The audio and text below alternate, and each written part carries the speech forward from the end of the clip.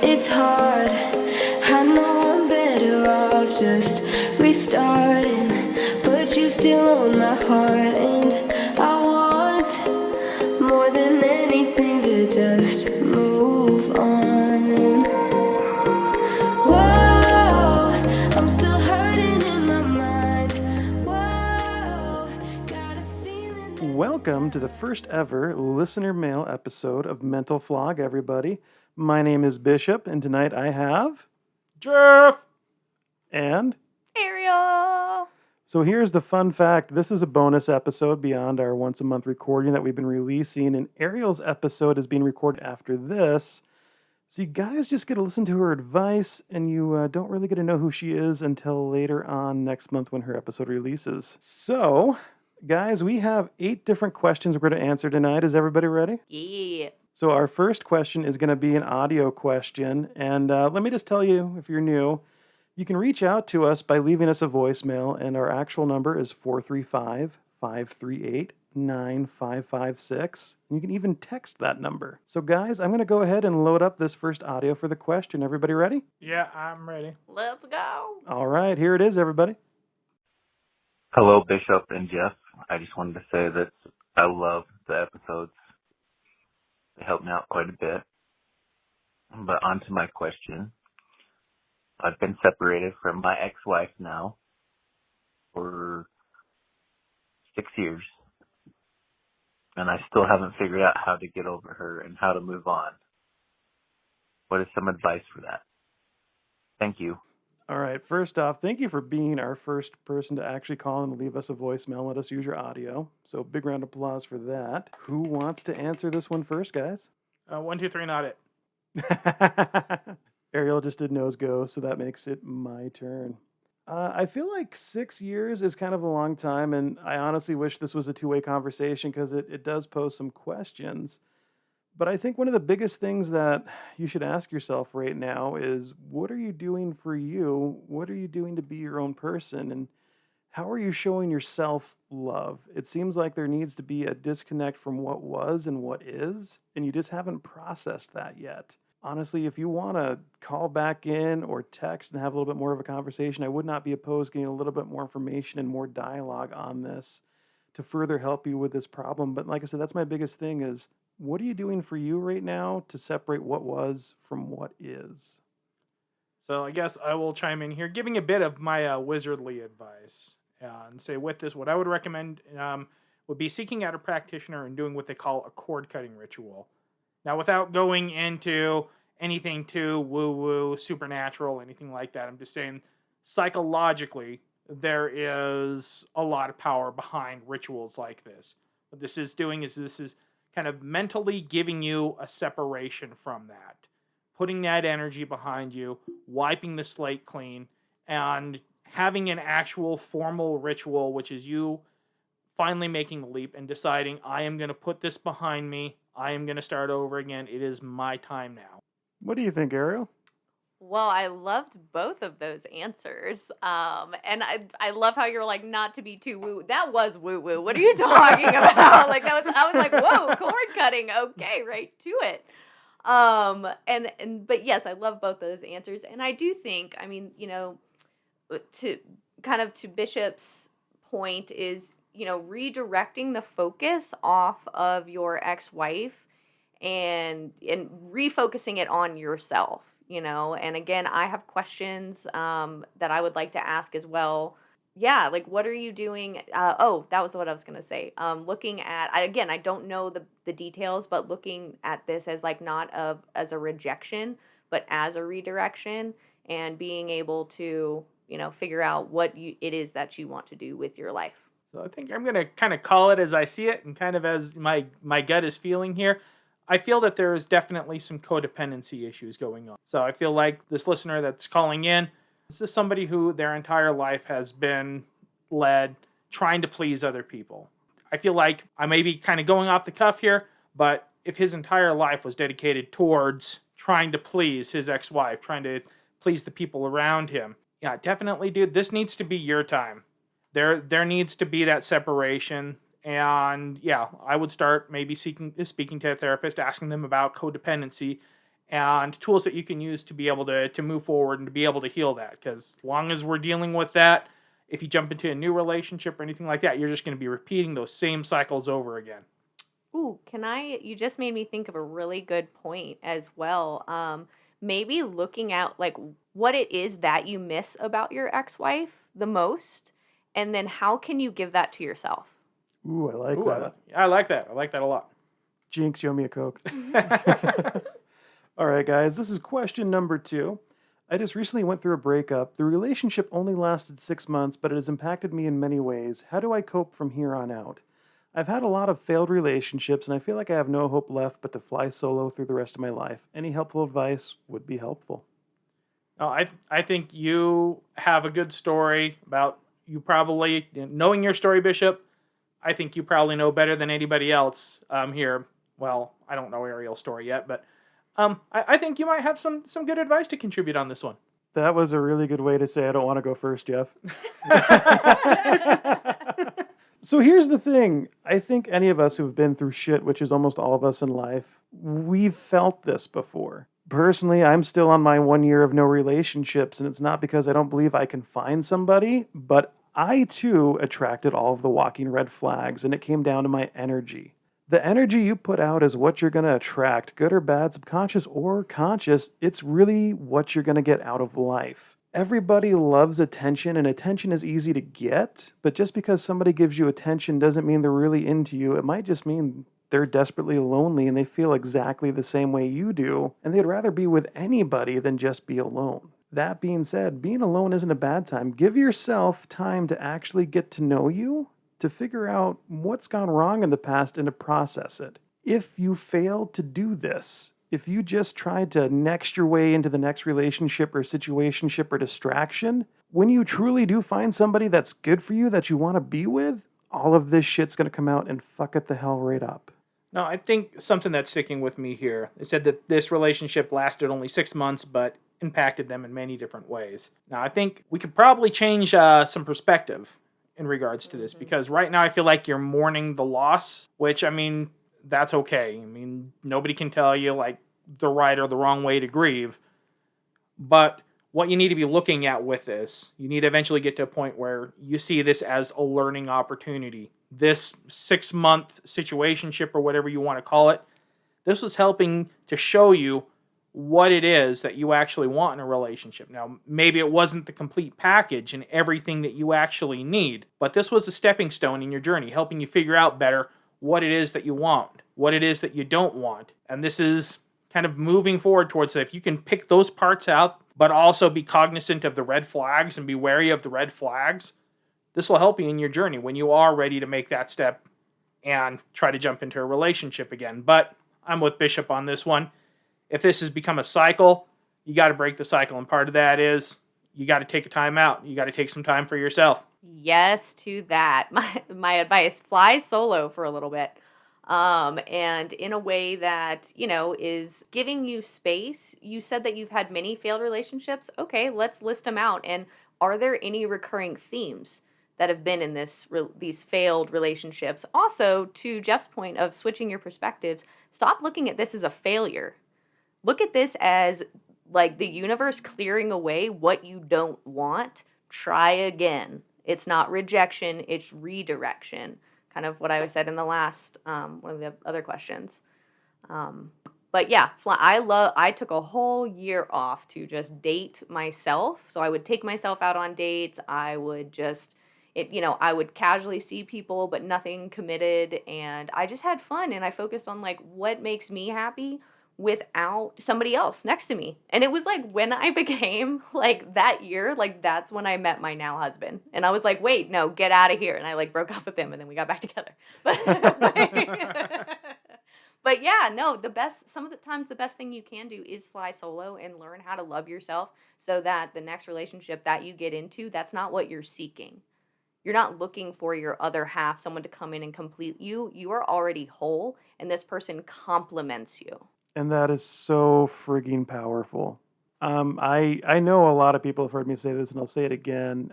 Reading is a great way to get through things and understand things and to learn new perspectives. And the book, Single on Purpose, whether you're in a relationship, out of a relationship, in between, it doesn't matter. Single by Purpose by John Kim is an excellent read, and it will help you fall back in love with yourself. It is very healing. All right. We ready for the next question, everybody? Yeah. All right, Jeff, this one's kind of a little feedback on us. You ready? I Alrighty. was listening to your podcast this morning, and I have a question. You said not fighting is a red flag, right? But what if you communicate before it becomes a fight? That's different, right? Well, and I don't think that people necessarily have to fight. In a relationship, you're going to have disagreements. Of course, they say communication is key. There are going to be disagreements. Like, no matter who you are, no matter like what walk of life you come from, the two of you are not always going to see eye to eye. There are going to be disagreements. Now, when people say, well, my partner and I, we never fight, we never disagree. The reason that's a red flag to me is my own personal experience. A lot of times, if that's happening, if there are no disagreements at all of any kind, then somebody is holding their tongue. Somebody is bottling things up. Somebody is repressing their true emotions in regards to situations, and that eventually causes an explosive situation. So I'd say, if you're saying, well, we communicate before it ever becomes a fight, is this truly what's going on? Are you truly sitting down? Do you guys have your disagreements, but you're sitting down and handling things maturely, rationally, and talking it out? Or is someone or another repressing their true feelings? So, and this is one book that I'll refer to often. It's called Conscious Loving. And with that, it has in there the essential co-commitments. And one of the essential co-commitments is I commit myself to revealing the microscopic truth about myself.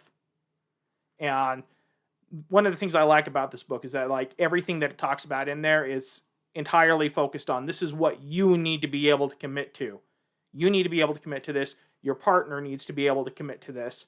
You have to individually be able to commit to this to be able to have a more evolved, conscious relationship. This isn't your partner needs to fix this, in order. It's entirely focused on these are the commitments that you personally need to make. So, say with this, to the listener that posed this question, I'd ask, are you following that essential co-commitment? Are you dedicated to making sure that you are revealing the microscopic truth about yourself to your partner? I mean, I'm going to say ditto first off. But no, I mean, a fight doesn't have to be putting their shit on the lawn and setting it on fire and saying, don't talk to me for a week. It doesn't have to be slamming doors and storming around. A disagreement is needed at times. There needs to be, a difference of opinion, a difference in communication. It's healthy to have those differences, just like Jeff was saying. And it's not a bad thing. Now, if you guys are throwing shit at each other, slapping each other around, that is an issue. No matter what, that is a huge red flag. And kudos to you if you really are communicating and, nipping things in the bud before it becomes bigger and being open and honest about your feelings. Oh, shizzle. But yeah, just, differences in feelings is not a bad thing. And having those little bit of differences is a great, healthy thing. Yeah, to what both of you said, ditto. Communicating before it becomes a fight is different. There's huge differences, and this is actually something that I've had to personally work on in my own relationship because my default setting is fight and then run away, just leave. And I had to, thankfully my husband is the most patient man in the world, and is we can sit here and disagree but still be able to have a communication that doesn't involve screaming at each other, and both views can be heard, and both, we don't have to agree. We can agree to disagree, but it doesn't have to become this full-blown fight where I scream and leave the house. And I think one thing to remember too is that unspoken expectations are a gateway to disappointment. Just be open and honest with your partner and communicate, and you will have a great relationship that way. And if you fight, just say you're sorry. Yeah. I think that's the biggest thing is okay, if you raised your voice, just go say you're sorry. Because typically we're not even upset at the person. We're upset about something completely different. We're just taking it out on them. Sometimes it is the person. What do they say? The four hardest things in the world to say? I love you. I'm sorry. I need help. And Mhm. Worcestershire sauce. I was just having that conversation with someone the other day. All right, guys. This next one's kind of a two-parter. How can I keep my mind from wandering back to my past and what people have done to me? And how can I move past what they have done a little smoother? Who wants to go first? 1, 2, 3, not it. You guys suck. Ariel did the nose goes again for those that can't see us because this is a podcast. All right. How can I keep my mind from wandering back to my past and what people have done to me? First off, why? If you keep going back to it, it means you have unresolved issues with that past. It means that there's still things to learn, there's things to process from it. Now, I get you don't always want to dwell on things, and I'm going to give you a tool. I used this very tool for myself when I was going through my tower. It's really simple. If you're about to do something or if you're thinking about something, whether it be sending a message to someone you know you probably shouldn't or diving down into the rabbit hole that is the shit that is your past, ask yourself this very simple question. Is this going to help me or is this going to hurt me? And you don't really have to give the most complex thought to give an answer to that question. But it saved myself from going down the rabbit hole in the spiral so many times. It really did. But honestly, to get through this, focusing on it and actually dealing with it will typically remove it as something you need to go back and reflect on. Fresh things that just happen tend to stick with you for a little while longer, so yeah, it's going to make sense that it's on your mind. Now, how can I move past that or what they've done a little bit smoother? I think rule number 1 is sobriety. We often seek a distraction from the shit that we need to deal with the most, and it doesn't have to be sobriety from alcohol or from drugs or anything else. Netflix is a distraction. Having multiple online conversations with people and just always having somebody on the go you can talk to so you're never alone with your thoughts is a distraction. We live in the day and age of distraction, so actually giving what you're going through the respect, the peace, and the time to deal with it is what's going to make it smoother. If you just continue to find a different way not to have to dwell on it and work through it, you're going to fuck yourself up more for a longer time. The only way to deal with emotion is through it. So I'm going to fly off the cuff here. I'm going to say it's not going to be a simple, straightforward journey. Like, I could give you every platitude in the world, but this has PTSD written all over it. And with this, there's going to be what they call schemas and triggers that are going to need to be isolated.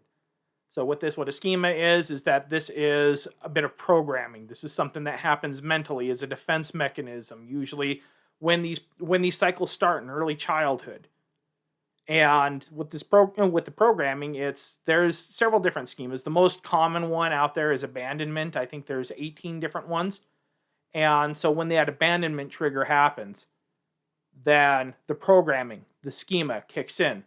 You are no longer truly mentally in control. You are no longer really in control of your emotions. You just have a reaction, and then later on you're like, well, why did I do that? This is not in my character. I don't know why I can't stay in control when presented with this. And I mean, the first key to this is to, sit down with a therapist, isolate those triggers, find out what your schemas are. If you know what your triggers are, then this can begin the process of being able to deconstruct those cycles, being able to get out of that hamster wheel. But there is a lot that I am feeling coming off of this as far as just that PTSD cycle that they're stuck in. So this is going to take some deconstruction, but being able to be cognizant of what your triggers are and being very careful about who you have in your inner circle and the people that you trust, and making sure that you surround yourself with people that you can trust to be open and honest about things like your triggers and know that they will be respectful and honor those. I mean, that's going to be very important as far as this healing journey goes, but there's a lot to deconstruct here. Yeah, a lot to deconstruct. And again, I want to ask questions about this as well. But I do have 2 things that I wanted to mention because I'm reading the question, how can I keep my mind from wandering back to my past and what people have done to me? So I don't know what people have done to you. I am assuming it is not good. And one thing that I want to remind you of is that hurt people hurt people, right? Like, so looking at being able to look at those people who have hurt you and realize, like, this is not to give them an excuse, not at all. Not to give them a pass, but understanding that, like, they are also hurting. Like, there is something going on with them, and whatever they did to you actually probably has nothing to do with you and has everything to do with them. That's something that I have been able to, and the people who have hurt me in my past, be able to look back and be like, wow, well, that was a very unhealed person. And that allows me to move past it a little smoother. But then also just reframing as well, like you're saying what people have done to me, and that's a very much like victim mindset. So instead of saying, oh, this person did this to me, it's, look, I survived what this person did to me. You're not a victim, you're a survivor. And so just, again, a mindset shift can also help you move past this a little bit smoother, and I love therapy. I like it. All right, guys. What is the most important or meaningful piece of advice or life lesson you've ever received or given? 1, 2, 3, nod it. Nose goes. Ha. I guess I can go off of this one. I think kind of what Ariel said about hurt people. Having to accountability would be the big thing that I've had to learn, and the thing that it's a journey. It's something that I'm still working on. The first stage of really being able to heal is really getting sick of your own shit.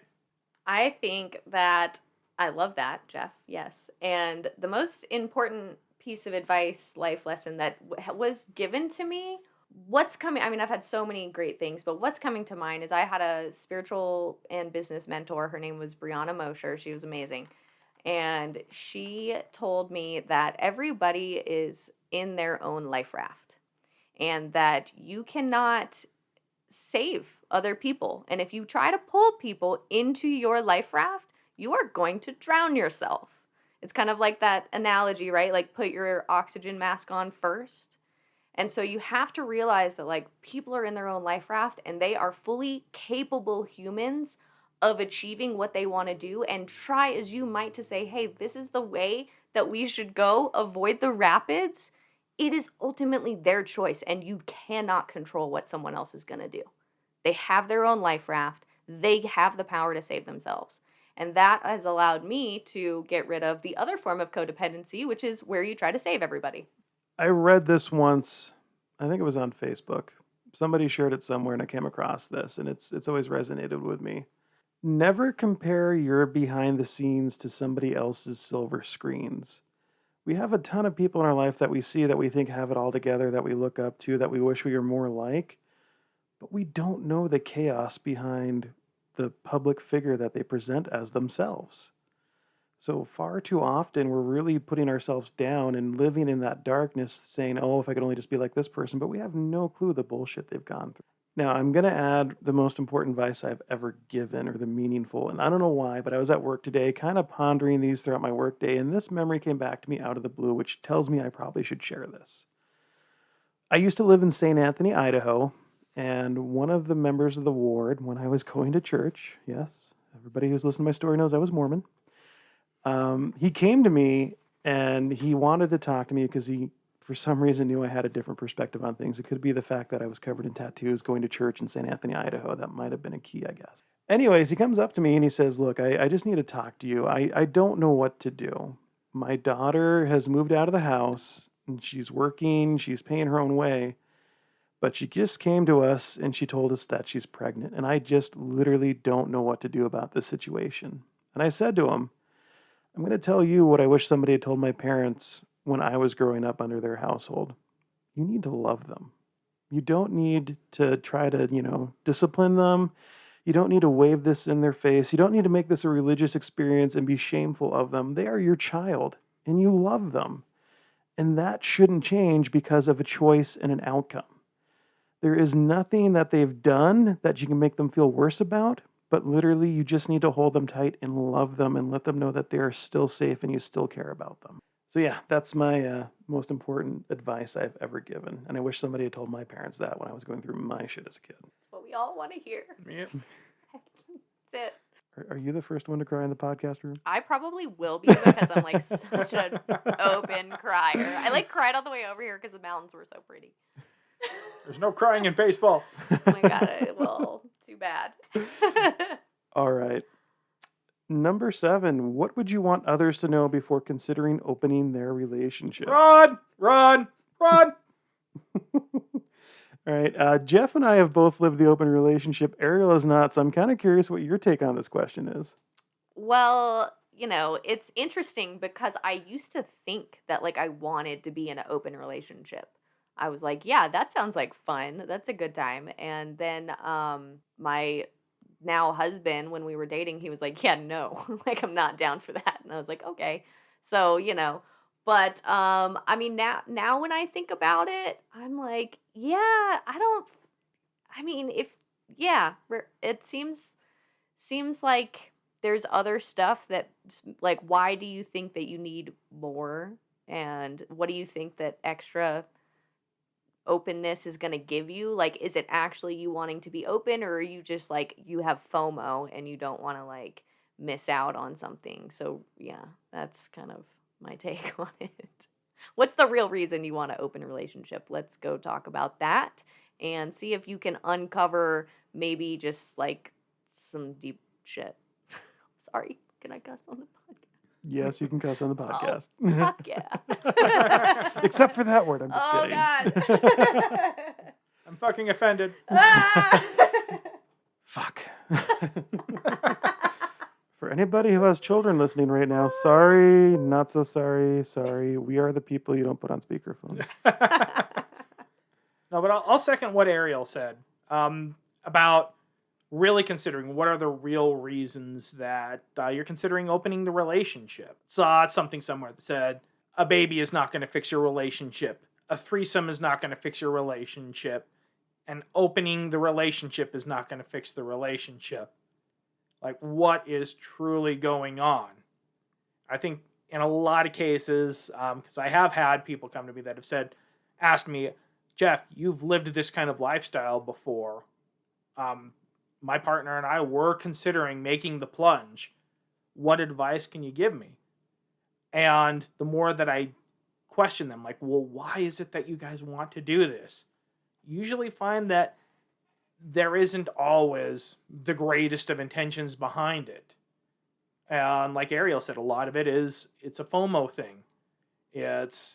I hear all kinds of stories like, well, like, since I got pregnant and I've had a couple of kids, I don't have quite the energy to be able to keep up with my husband anymore. So I was thinking maybe if I just give him a little bit more freedom there, then I'm like, no, this is truly a recipe for disaster. But that notwithstanding, if we're going beyond just like the really evaluating what the reasons are that you're considering this to begin with, would be all the things that come with it that people don't consider before making the plunge. So with that, I mean, of course, there's various different flavors, shall we say, of an open relationship. There's swinging, there's the ethical non-monogamy, there's what they call unicorn polyamory, which is, the mythical triangle where you have like the bisexual in there that goes both ways, and it's kind of a closed triangle thing. There's all kinds of different dynamics. What kind of dynamic is this that you guys are going to be looking at? Have you even considered this? Like, is this going to be like a hierarchy thing? Is your primary partner going to have veto power when it comes to who you're dating and who you're not dating? How is your communication?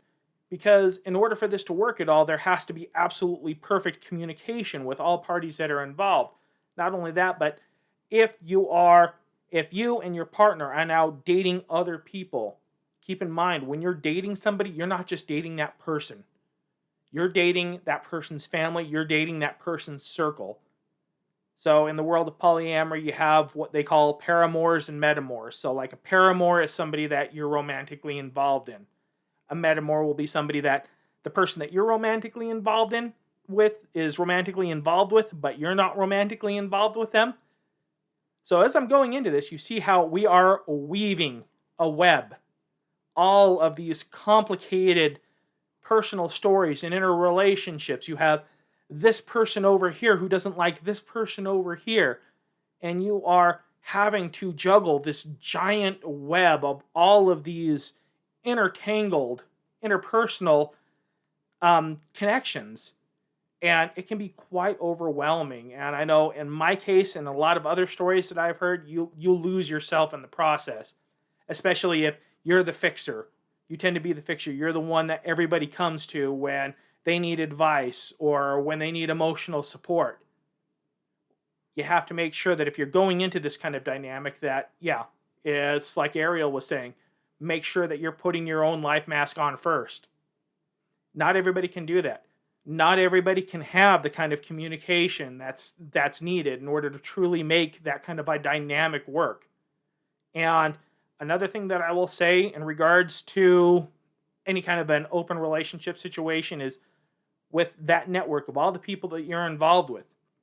If you have one element within that network that's toxic, the entire network is now toxic. So these are all, this big complicated web of things that need to be considered. Now, there are people that I know that are able to live this lifestyle. They're able to make this work. This is just by default the way that they're wired.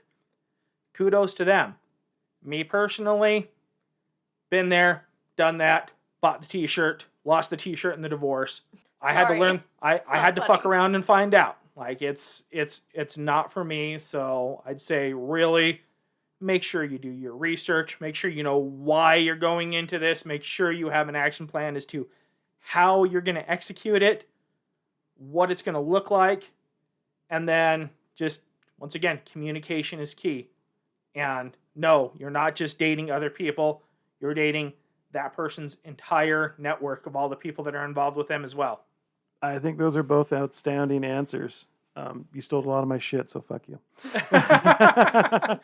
So I kind of went off on a tangent there. I feel like you've lived this and have a personal preference and experience on this, Jeff. Yeah, it's almost like a Tower episode. So, in all honesty, open relationships, polyamorous relationships, they're real and they're valid. It is a thing and it does work for some people. Now, what would you want others to know before considering opening their relationships? My first question would be honest with yourself. Are you a jealous person? Because if you are dooming yourself to failure and unhappiness. That is like the number one question to ask yourself. But Jeff is right. Everybody else is right. Why? A different relationship like that won't open it. If you already have rocky communication and a rocky relationship, you're going to sink the boat. It'll be a distraction. It'll be fun. It'll be horrifying. There will be roller coasters. People will die, emotionally at least.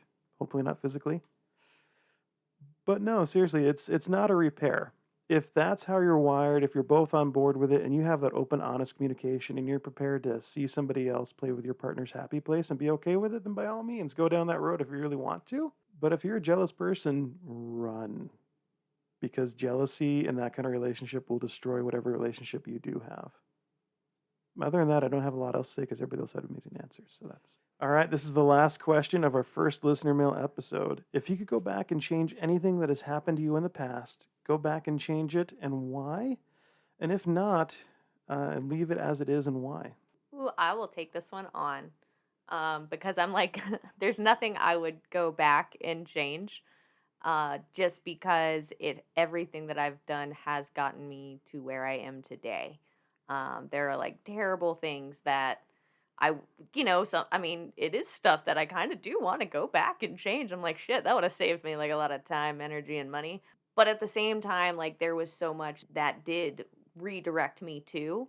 I would go back and maybe start my business sooner because I tried and then I got scared and gave up.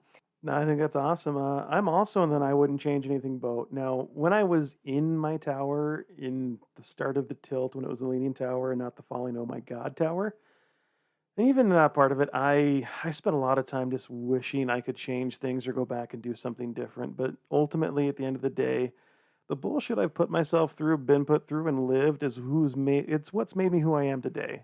And I feel like I'm a much better person for who I am today than I was before I went through everything. Well, fuck you guys. You kind of stole everything I was going to say. So you know how it feels, don't you? Okay, so just to be contrary, I'd say I would have gone back and I would have bought Bitcoin the first time that I heard about it when I was working at Hewlett That's Packard. good.